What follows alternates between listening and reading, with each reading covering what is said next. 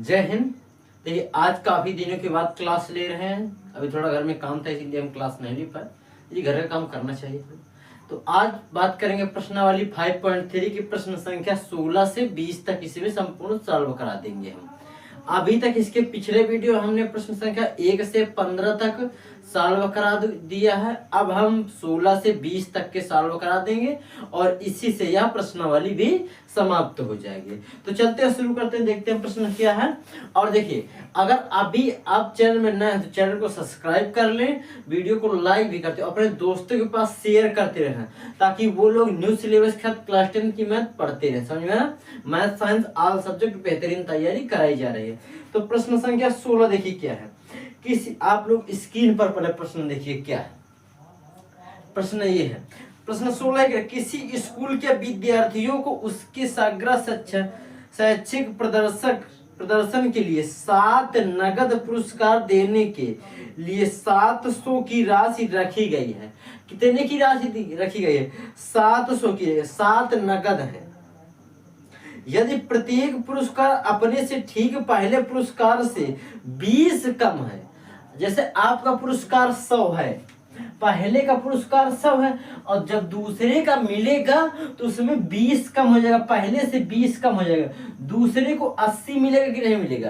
पहले को 100 मिला, उसने का जो पहले को 100 मिला, उससे बाद वाले को उससे 20 कम, फिर जब दूसरे इसके बाद वाले को मिलेगा तो फिर 20 कम हो जाएगा, तो 60 बचेगा। जब इससे कम बचेगा तो फिर इससे 20 कम, तो कितना बचेगा? 40 बचेगा। तो इसी तरह से ये चलेगा। कितनी बार? तो प्रत्येक पुरस्कार का मान ज्ञात कीजिए। हमें कितने नगद देना है? 7 पुरस्कार देना। 7 कितने? 7 पुरस्कार। और ये कहां तक जाएगा ये अभी इसी तरह हमें ये बताना है, ज्ञात करना है। इसी अगर एक ज्ञात हो गया, प्रथम पद ज्ञात हो, उसमें 20 घटा दीजिए। जैसे 100 प्राप्त हो गया तो उसमें 20 घटा देंगे, 80 होगा। कितना होगा? 80 होगा। फिर इससे 20 घटा देंगे, 60 हो जाएगा। फिर इससे 40 हो जाएगा। इसी प्रकार प्रथम पद पता चल जाए, जितना पहले सबसे जिसको दिया है तो वो तो फिर निकल आएंगे 7 के साथ। तो अब देखिए कैसे करेंगे। उसने कहा कुल पद कितने हैं? प्रश्न संख्या 16 हल। तो यहां पर लिख देंगे हल। कुल पद यानी कि n = 7 दे दिया है। 7 दे दिया है। और उसने कहा S7 कितना? 700 दिया है। 700। और फिर क्या कह रहा है? इसके बाद कह रहा है उससे 20 कम। तो डी का अगर देखिए 20 कम तो इसका मतलब सर्वांतर डी। जैसे आपका 100 आया तो जब डी निकालेंगे, जब 100 आपका प्रथम पद है, ये प्रथम पद, तो डी निकालने के 20 कम कर देंगे तो डी इक्वल -20 ही तो आएगा। -20 इससे 80 में देखिए ये प्रथम पद है और 80 दूसरा सेकंड पद है। अब इसमें आप घटाइएगा तो -20 ही बचेगा। तो डी इक्वल -20 यही होगा। अब इसी से हमें एक फार्मूला लगेगा। कौन सा फार्मूला? देखिए हमने इसके पहले वीडियो से अंत तक वीडियो तक बता चुके हैं और इसी से प्रश्नावली भी समाप्त। इससे बहुत ज्यादा क्वेश्चन आते हैं, समझ आ रहा है? तो ये जरूर याद रखना। अब इसके लिए फार्मूला है। अब देखिए इस फार्मूले में किसको डी सबका मान पता चल गया। तो n/2 कोष्टक 2a + n-1 × d कोष्टक × S7 ये फार्मूला लगेगा। अब इसी फार्मूला पर रखते रहिएगा। देखिए n की जगह पर 7/2 कोष्टक 2a का मान पता नहीं प्लस n का मान 7 - 1 × d का मान -20 × कोष्टक बंद। फिर इसके बाद S7 का मान 700। S7 का मान 700। अब इसका क्या हो जाएगा? दूसरे में 7/2 कोष्टक 2a। अब ये 6 होगा नहीं, 6 गुणे माइनस के इतना तो कितना होगा? 100 माइनस के 120 हो जाएगा। कितना हो जाएगा? -120। तो यहाँ पर लिख देंगे -120। फिर कोष्टक बंद। यहाँ पर क्या हो जाएगा? इक्वल 700। अब देखिए इससे पूरे से 2 कॉमन ले लेंगे। 7/2 × 2 जब इससे दोनों से कॉमन तो a माइनस 60 कोष्टक में 700, ये 2 से ये 2 कैंसिल, तो यहाँ पर 7a माइनस 60 इक्वल 700। समझ में आ रहा है?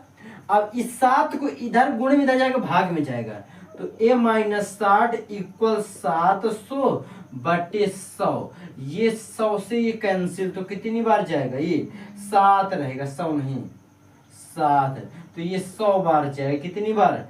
तो a माइनस 60 इक्वल 100।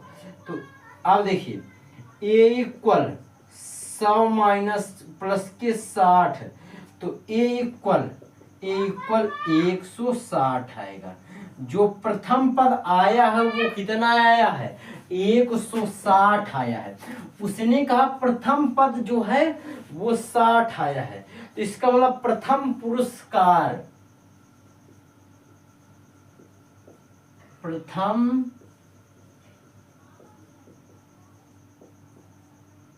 पुरस्कार 160 रुपए है। उसने कहा प्रथम पुरस्कार ये प्रथम पुरस्कार 160 है, उसने दूसरे में 20 कम, तो प्रथम जब 160 है तो दूसरा पुरस्कार 160 माइनस 20, तो कितना होगा? दूसरा होगा 140। अब फिर तीसरा पुरस्कार 140 माइनस 20, तो कितना होगा? 120। फिर चौथा कितना होगा? चौथा होगा 120 माइनस 20, तो कितना होगा? 100। फिर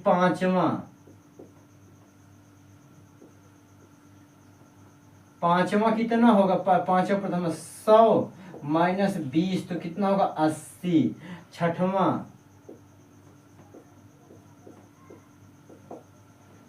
छठवां पुरस्कार जो होगा 80 माइनस के 20, तो होगा 60। सातवां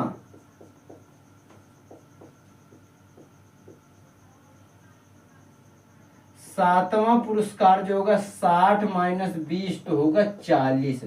ये हमें निकालना था, यही एपी बनेगी। यह एपी क्या कहलाएगी? जो प्रथम पुरस्कार थी। अब इसका अगर योग करेंगे 160 140 120 100 80 60 40, अगर इसका योग करके देखेंगे तो 700 प्राप्त होगा। हमने करके देखा है, आप कर लीजिएगा। अगर 700 आए तो क्वेश्चन बिल्कुल सही, हमें विश्वास किए क्वेश्चन सही है, वाकई हम कहाँ गलत करते हैं। समझ में आ रहा है? अब आप लोग स्क्रीनशॉट ले लें, इसका इक्वल करते हैं, कितना होगा? 700। बस क्वेश्चन खत्म, स्क्रीनशॉट ले ले। अब देखते हैं प्रश्न संख्या 17। ये 16 से 20 तक इसमें क्वेश्चन, और 20 के बाद इसी से पूरी प्रश्नावली भी समाप्त हो जाएगी। क्वेश्चन नंबर अब कौन सा देखेंगे? क्वेश्चन नंबर 17 देखेंगे। यहां पर क्वेश्चन नंबर 17 डाल लेते हैं। देख क्वेश्चन नंबर 17 क्या कह रहा है? एक स्कूल के विद्यार्थियों ने वायु प्रदूषण कम करने के लिए, आप लोग स्क्रीन में पहले देख लें प्रश्न कैसा है। वायु प्रदूषण कम करने के लिए स्कूल के अंदर और बाहर पेड़ लगाने के बारे में सोचा। यह निर्णय लिया गया कि प्रत्येक कक्षा में प्रत्येक अनुभाग अपनी कक्षा की संख्या के बराबर पेड़ लगाएगा। अपनी कक्षा के संख्या के बराबर पेड़ लगाएगा। उदाहरण जैसे देखिए, कक्षा एक है, उसमें अनुभाग एक पेड़ है। एक कक्षा में एक अनुभाग सिर्फ एक पेड़ लगाएगा। कक्षा 2, जो कक्षा 2 है, वो एक अनुभाग में 2 पेड़ लगाएगा। कक्षा 2 में जितने भी अनुभाग हैं वो सभी अनुभाग में 2 पेड़ लगाएंगे। जैसे एक ये है, इसमें 3 अनुभाग हैं, 2 अनुभाग है, हमें पता, वो सभी एक एक लगाएंगे। जब दूसरा होगा तो उसमें अनुभाग 1 2 3 कुछ भी हो तो 2 पेड़ लगाएंगे। समझ में आ रहा है? और जैसे 3 हुआ, 3 तो उसमें 1 2 3 4 कितने भी अनुभाग वो जितना कहेगा उतने पेड़ लगाना पड़ेगा। फिर कहा अनुभाग 3 में 3 पेड़ लगाना। कितने 3 लगाना है सबको। जो जितने भी अनुभाग होंगे 3-3 पेड़ लगाना है इत्यादि। और ऐसा एक कक्षा 12 तक के लिए, कैसे कितने के लिए, 12 के लिए, 12 तक के लिए हमें जितने अनुभाग दिए होंगे उतने पेड़ लगाना है। प्रत्येक कक्षा के 3 अनुभाग है, उसने कह दिया प्रत्येक कक्षा में 3 अनुभाग हैं। कितने अनुभाग है, 3 अनुभाग हैं। तो हमें 12 तक तो पता नहीं, तो प्रत्येक कक्षा के 3 अनुभाग है। इस स्कूल के विद्यार्थियों द्वारा लगाए गए कुल पेड़ों की संख्या कितनी है, हमें यह बताना है। तो देखिए, अगर कक्षा 1, देखिए कक्षा 1 12 तक लगाए गए विद्यार्थियों को, देखिए कक्षा 1 जो है वो अगर यहाँ पर करते हैं, इसको यहाँ पर अगर S12 है और यहाँ पर देखिए 1 के 3 भाग हैं, तो ये सभी 1-1 लगाएंगे तो कक्षा 1 में कितने हुए, 3 हुए। अब कक्षा 2 में ये सभी 2-2 लगाएंगे, 2-2 लगाएंगे तो कितने होंगे, ये 3 होंगे, 6 होंगे। इसी प्रकार फिर 3-3-3 के होंगे, फिर 3-3-3, तो ये कितने होंगे, 9 होंगे। तो ये सारणी कितने के बनी, 3, ये देखिए 3, 6, 9, 3, 6, 9, 12, 15 इसी तरह की बनेगी। तो 12 पद तक निकालना है, कितने तक, तो 12 गुणे 3 कर देना, कितना, 12 गुणे 3, क्योंकि 3 वो निकालना है और 12 वो निकालना, 12 है 36। जो अंतिम पद निकल के आएगा वो 36 आएगा, कितना, तो 36। तो यहाँ पर देखिएगा प्रथम पद 3, AP पर लिख दे, AP 3, 6, 9 डैट डैट डैट कहाँ तक, 36। तो अब यहां से एकदम सिंपल सा हो गया कि इक्वल 3, D इक्वल 3, क्योंकि 6 में 3 घट जाएगा, कितने 3। तो अब देखिए इसमें कितने पद हैं, उसने कहा इसमें कितने पद हैं, तो AN लिखे, AN या L दोनों का मान सेम है, 36 होगा। उसने कहा कहां तक, तो S12 तक, कहां तक, जो N का मान है वह होगा 12, N का मान 12। तो यहां से एक फार्मूला बन रहा है कि हमें क्या करना है, S12 का मान निकालना है। तो S12 equal N/2 कोष्टक A plus AN या L लिख दे, कुछ भी लिख दे। तो यहां से यह फार्मूला बनी। तो S12 इक्वल N का मान है 12/2 कोष्टक A प्रथम पद 3 प्लस AN कितना है, L कितना है, 36 है। इससे यह पता चला गया 6 दूनी 6। तो यहाँ से S12 इक्वल 6 और यहाँ पर कितना होगा, 36 3 39, 36 3 39। तो S12 इक्वल 6 नहीं में 54 की 4 हाथ लगे 5, 36 का 18 5 23, जो होगा 134 होगा। उसने कुल पेड़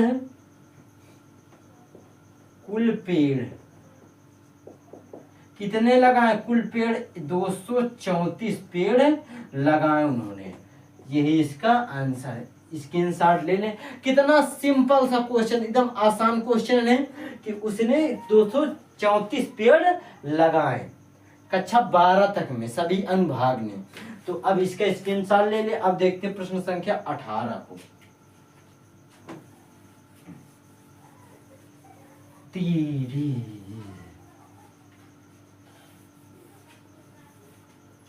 प्रश्न संख्या 18 देखते हैं हल।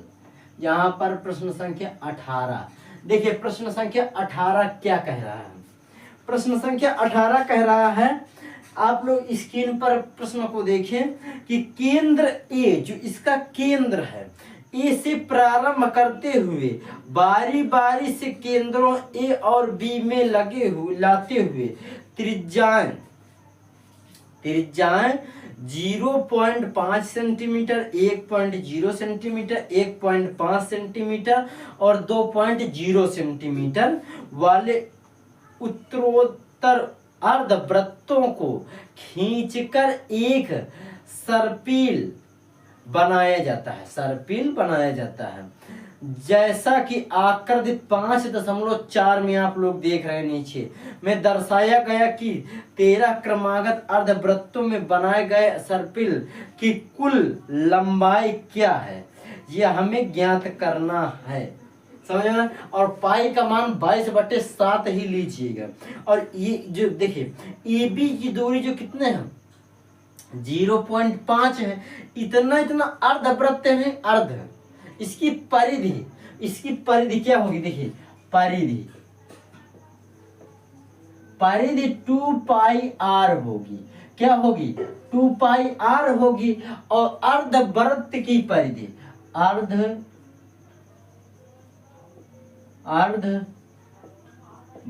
की परिधि अर्धवृत्त की परिधि 2πr और बटे 2, ये होगा कितना, इसका होगा पाई आर होगा, नहीं इसका πr होगा। तो r की जगह पर उसने त्रिज्या दे दिया है 0.5।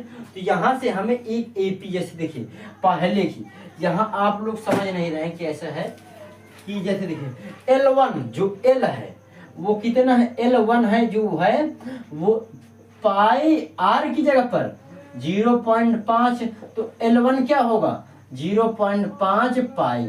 अब L2 कितना दिया है, L2 जब वृत्त घूम जाएगा तो नीचे वाला हिस्सा कितना होगा, तो πr2 की जगह पर तो 1.0 हो जाएगा। तो ये कितना होगा, ये होगा 1.0 पाई। L3 कितना होगा, L3 ये पाई, L3 का मान 1.5, तो इसका मतलब 1.5 पाई हो जाएगा।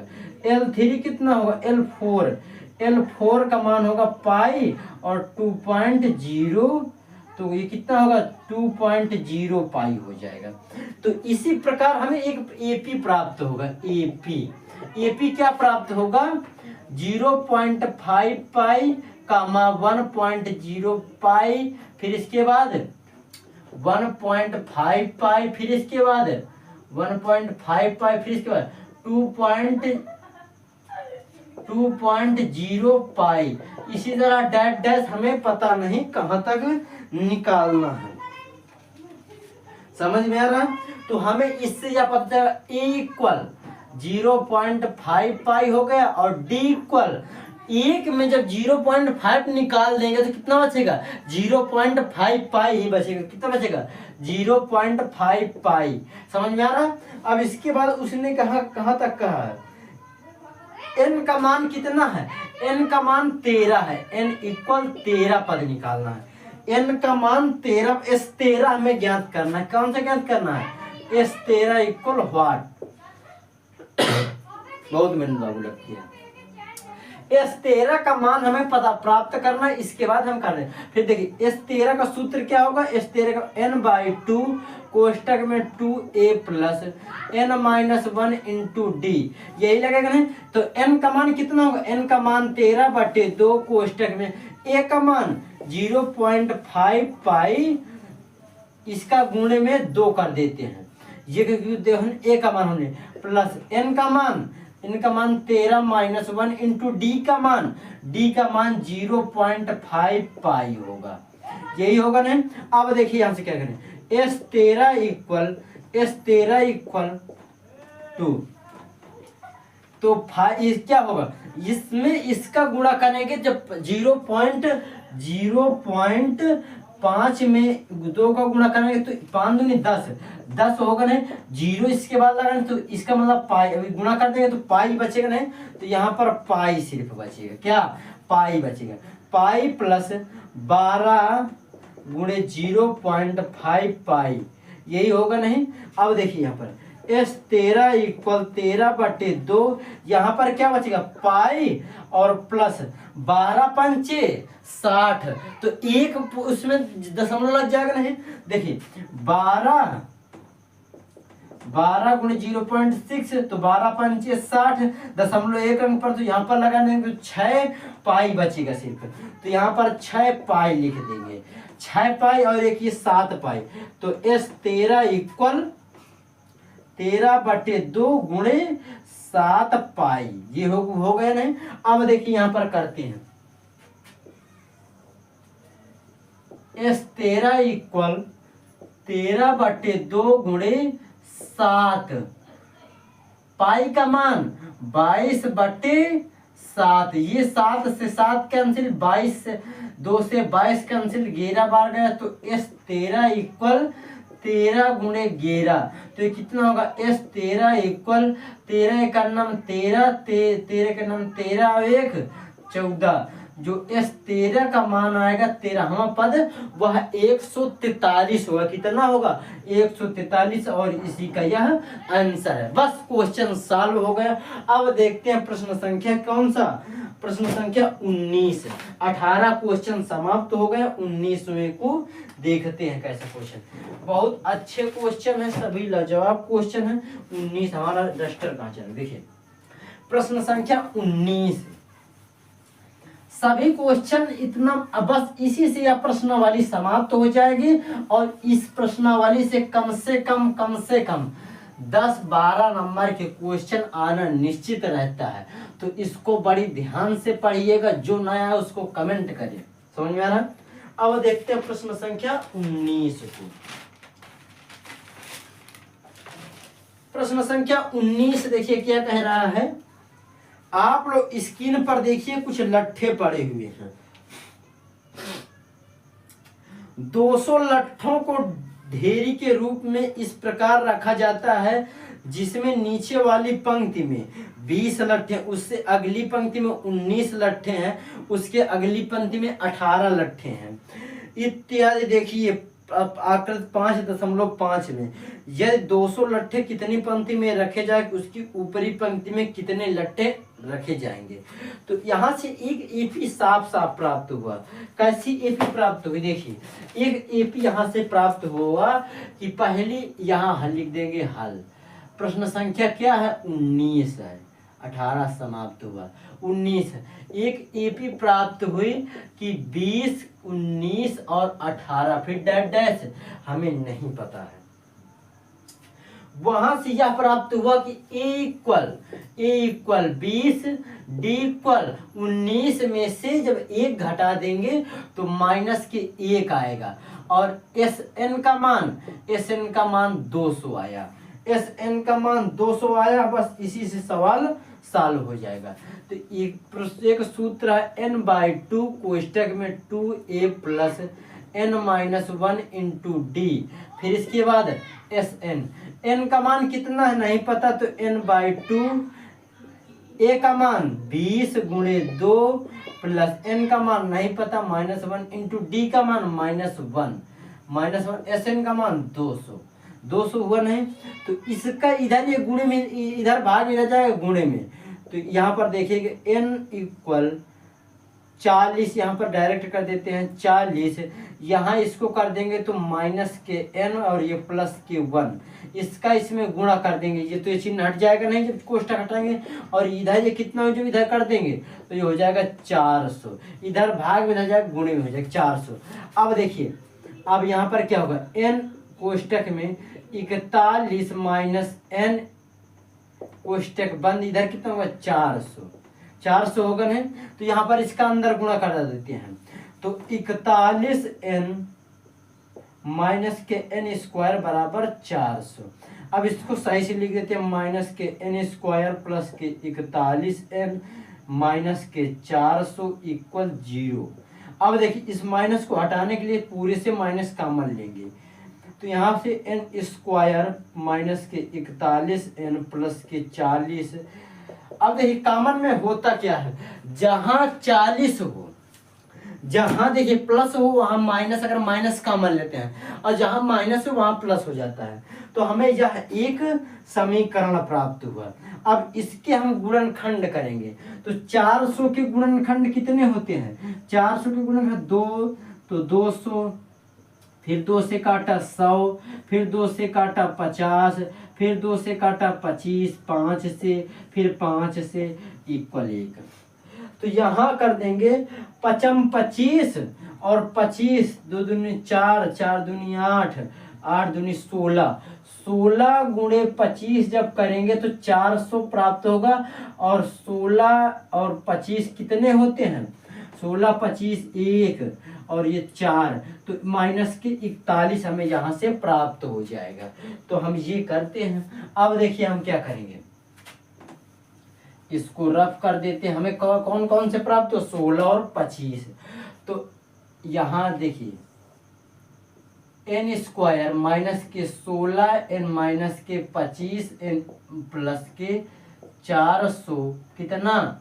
400 इक्वल 0, यही तो है। अब देखिए इसमें से कॉमन क्या मिला? इससे कॉमन n मिल रहा है n माइनस 16, और इससे कॉमन क्या मिल रहा है पूरे से? इससे माइनस के 25 कॉमन ले लेंगे तो n माइनस के 25 का भाग जब 400 में करेंगे तो 16 बार जाएगा। कितनी बार? 16।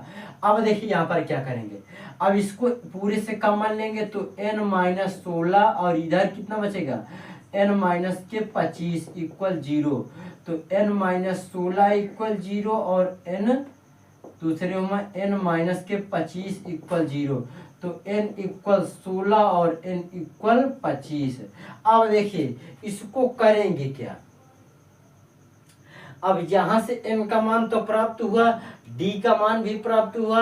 अब हम इससे an निकाल लेंगे। क्या निकाल लेंगे?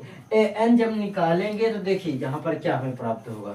an निकालने से हमें यह प्लस का चिन्ह प्राप्त हो जाएगा, प्लस का मालूम चल जाएगा। तो n इक्वल 16 रखने पर, n 16 रखने पर तो a 16 इक्वल क्या होगा? a plus n minus 1 into d. A का मान कितना है? 20 प्लस n का मान हमें प्राप्त हुआ 16 माइनस 1 इंटू डी का मान माइनस 1 है, वो भी गुणे में। तो 20 माइनस के 16 15 और गुणे माइनस 1, तो यहाँ पर कितना हो जाएगा? तो माइनस के 15 हो जाएगा, माइनस के 15। तो ए 16 का मान कितना होगा? माइनस के प्लस के 5 आएगा। जो ए 16 का मान आएगा वो प्लस के 5, और n इक्वल अगर 25 रखेंगे तो ए 25 का मान कितना होगा? 20 प्रथम पद हुआ 15, ये कितना होगा? n का मान जो होगा 25, तो और 25 n का मान कितना? 25 24 डी, इसका इसमें गुणा कर देंगे तो ए 25 इक्वल 20 माइनस के 24 गुणे माइनस 1। तो 20 माइनस ये प्लस का रहेगा, प्लस का, तो इधर जब माइनस कर देंगे तो माइनस के 24 हो जाएगा। तो ए 25 इक्वल कितना हो? माइनस के 4 आएगा, माइनस के 4, जो कि यह असंभव है। माइनस के 4 आना असंभव, इसलिए हमें यह वाला सत्य है। जो 16वां पद होगा, इसका अंतिम पद, इसमें 5वां, इस पंक्ति का 5वां पद, 16वां पद 5 होगा। क्या होगा? इस पंक्ति का 16वां पद 5 होगा। तो यहाँ से हमें यह प्राप्त हुआ कि हमारा क्वेश्चन ये वाला सही है और यह गलत है। तो इसी के साथ प्रश्न संख्या 19 भी समाप्त हुआ। अब देखते हैं प्रश्न संख्या 20 को। प्रश्न संख्या 20, जो सही हो उसी को लिखना, जो गलत हो उसमें उसका नहीं होगा, क्योंकि हमेशा n का मान प्लस में ही आएगा। लट्ठे 5 पंक्ति जब बनाएंगे तब लट्ठे हमारे पूरे 200 लट्ठे आ जाएंगे। कितनी पंक्ति पर? 5वीं पंक्ति पर हमें पूरे लट्ठे आ जाएंगे 16 में। अब देखते हैं प्रश्न संख्या 20 क्या कर रहा है, आप लोग स्क्रीन पर देखिए।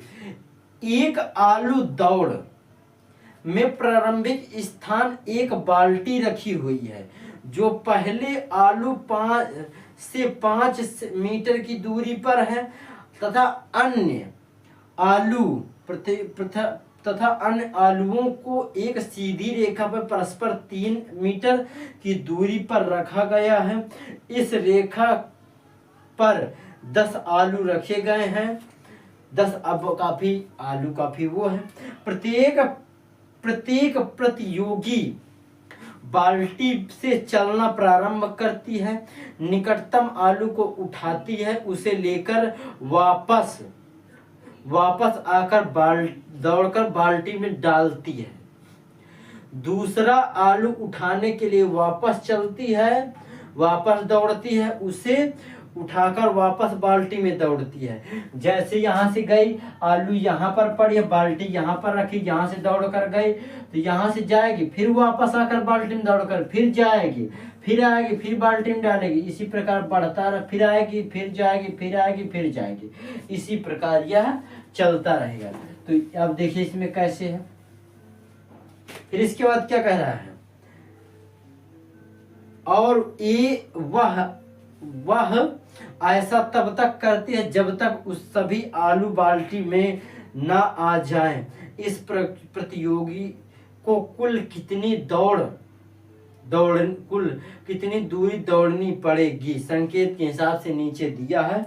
आप लोग समझ के जैसे हमने बताया उसी प्रकार होगा क्वेश्चन।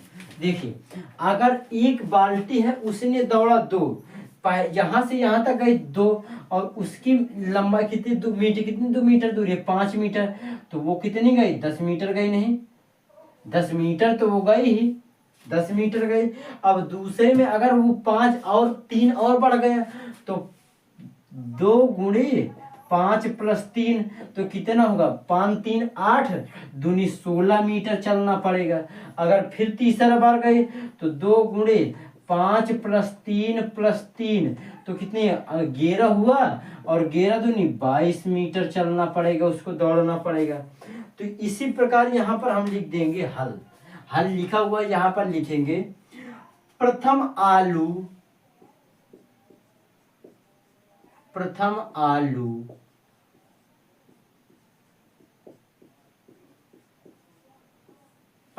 आलू बाल्टी में डालने के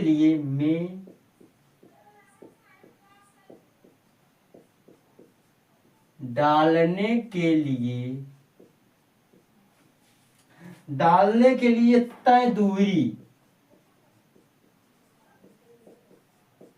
कितनी है, 10 मीटर है।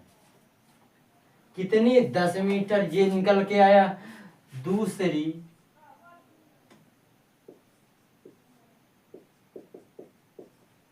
दूसरी आलू बाल्टी में डालने के तय करने के लिए 16 मीटर, तीसरी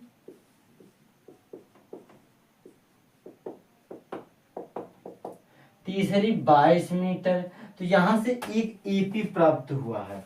क्या, जो ए है, ए प्रथम पद 10 है, डी कितना है, 6 हुआ, क्योंकि 16 में जब 10 जाएगा तो 6 ही तो बचेगा। और हमें कहां तक जाना है, n का मान 10 है। तो S10 का मान हमें ज्ञात करना है। S10 इक्वल व्हाट, तो S10 इक्वल n/2 कोष्टक में 2a + n-1 × d। तो n का मान 10/2, a का मान 10 × 2 प्लस n का मान 10 - 1 × d का मान 6 है। तो S10 इक्वल, ये 5 दूनी 10, 5, यहाँ आएगा 20, और ये इससे चरण छागा 54 प्लस के 54 आएगा। तो यहाँ पर S10 इक्वल 5 गुणे 54, 20 74। तो S10 इक्वल कितना होगा, 5 का 20 की 0 हाथ लगे 2, और 5 7 35, 2 37, कितना आएगा, 370 मीटर उसे दौड़ना पड़े। कितना, 370 मीटर उस लड़की को आलू लेने में दौड़ना पड़ेगा, तब वह बाल्टी में भर जाएगी और आलू खत्म हो जाएंगे। तो इसी के साथ यह प्रश्नावली समाप्त होती है, और ये आप लोग पूरे प्रश्न संपूर्ण हल करा चुके हैं। अब नेक्स्ट प्रश्नावली मिलेंगे। देखिए, आप लोग अभी तक चैनल में नए हो, चैनल को सब्सक्राइब कर लें और वीडियो को लाइक भी कर लें। अपने दोस्तों के पास शेयर जरूर करते रहें, ताकि वो लोग न्यू सिलेबस का क्लास 10 की मैथ पढ़ते रहें। अब मिलेंगे नेक्स्ट वीडियो में नेक्स्ट प्रश्नावली में, तब तक के लिए जय हिंद, जय भारत।